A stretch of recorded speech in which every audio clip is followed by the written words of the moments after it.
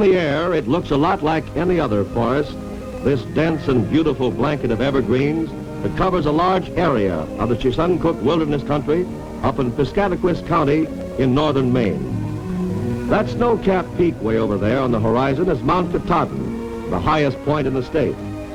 In one respect, this great forest is the last of its kind. It's the last big stand of America's virgin Punkin pine, a local name for one of the finest of the eastern white pines. Among those who will mourn most the passing of the Punkin pine are the pattern makers and wood carvers. They've always treasured it for their work. It's a soft, fine-textured, closely grained, and easily workable wood that cuts cleanly in any direction without splintering. Yes, they'll tell you, when we had plenty of Punkin pine to work with, man, those were the days. The Punkin pine once flourished in many parts of the northeastern United States. But when we finish logging them out of here, they'll probably be gone for a long time. Anyway, in sufficient quantities for commercial use. We're clearing these out because some are already dead and many of the others have grown old and rotten at the core. They'll soon die and eventually fall and molder away without serving any useful purpose. Down there is our logging camp. It's fairly easy to get in here by air, but roads are few and far between in this vast wilderness. That big patch of snow-covered ice is Moose Lake, where we're booming the Punkin pine. That's one of our log piles there in the snow.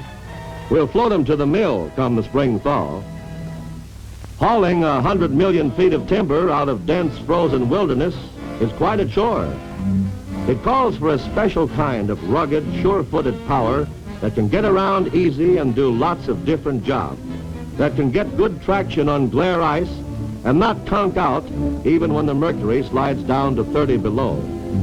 Our dependable crawler tractors are the only answer. Why not log it out in the summertime? Well, the country all around here is full of bogs and marshes and lakes and streams. And our job is all around easier, except for the bitter cold, of course, when everything's frozen over. For example, in order to get the heavy tractors in here, we waited until the lakes and streams were frozen hard, then used them for roads. We brought the powerful crawlers in because we need their kind of pull, to tow, haul, and drag with drawbar or winch and cable. And because we need their kind of push, too. On glare ice, or anywhere else for that matter, only the big crawler tractors can apply such tremendous force to these logs, which weigh tons. These husky steel brutes do in minutes what it would take many men and horses, many freezing hours of hard labor to accomplish. When we got here, our dozers had to bull through blowdowns, swamp their way across mushy bogs, and shove heavy boulders out of frozen stream beds to build our haul roads into the Punkin pine. Our road tender repairs and corduroys the soft spots and some of the turns with small logs. This helps to support the weight of our tractors and keeps our sleighs from slipping sidewise off the road. And whenever we need another road, we just slam the dozers in there and build it. It's all part of our daily work. We depend on power for cutting, too. You seldom see the sharp, steely flash of an axe or the rhythmic whip of a cross-cut saw in the woods anymore. Not on the big jobs, anyway. They've given way almost entirely to power-driven chainsaws that do a faster, neater job. This tree is 4.5 feet through at the butt, and the bark is 5 inches thick, but the chainsaw will chew through it fast. The kerf, or notch, is quickly but carefully cut and cleaned out. The kerf has to be exactly right, because that's how we aim the fall of the tree. We decide ahead of time where we want it to lie when it comes down, and then fell it right on that line. As the cut nears completion, all eyes are drawn skyward, watching for the top to tilt. Ears are tuned for the warning crack at the butt, the cue for the rousing cry of timber!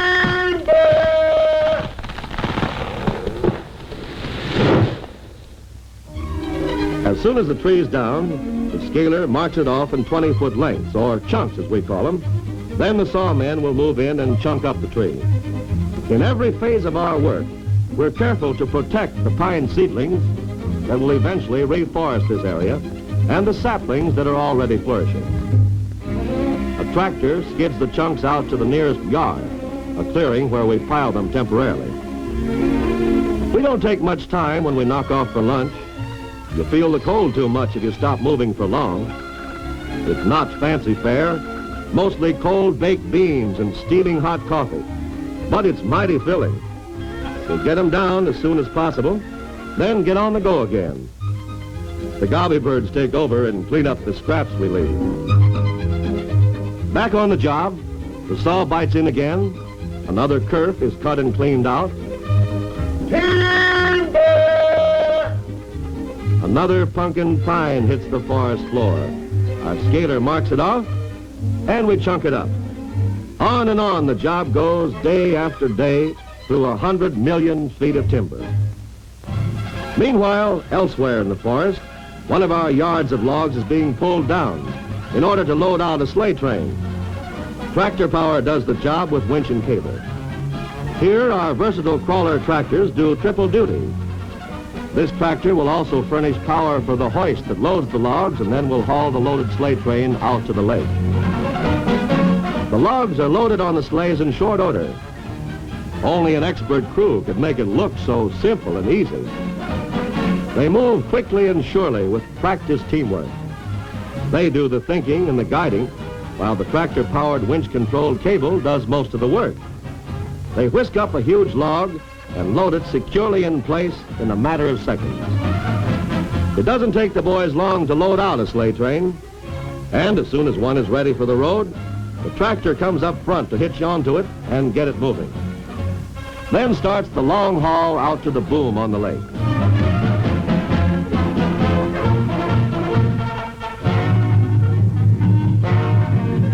Along the way, that rear-mounted winch and cable comes in mighty handy again.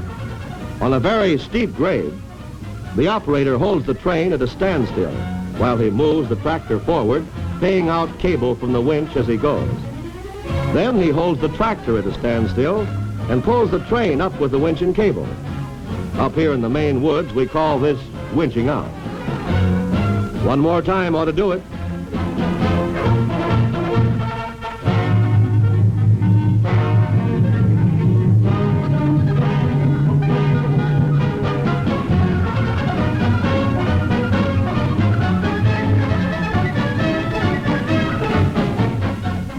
It's over the hump, and we're on our way again. A sleigh train snaking through the woods is like homespun down-east poetry in motion. The smooth, unfaltering power of the thundering tractor, the easy grace of the twisting train, the crisp crunch of the frozen snow, the clean, sparkling cold that keens the senses, the sharp, tangy breath of the pines. It reaches right down into the core of a man, gets into his blood and his marrow, makes him know that it's great to be a logger and good to be alive. And now we're back where we started, getting in position to winch off another sleigh train load of logs so we can bulldoze them into the boom pile. Nearby, a woodsman bores holes in the boom logs that will eventually surround and hold the rest of the logs together when they're floated to the mill. In the old days, before we had these powerful tractors, building access roads, moving logs from the stump to the yard and from the yard to the boom was back-breaking, man-killing work every step of the way. But not anymore. Nowadays, you'll find these massive crawler tractors, strong as bull elephants and sure-footed as mountain goats, right in the thick of every modern logging operation. Just like you've seen them here, logging out the last of our virgin pumpkin pines.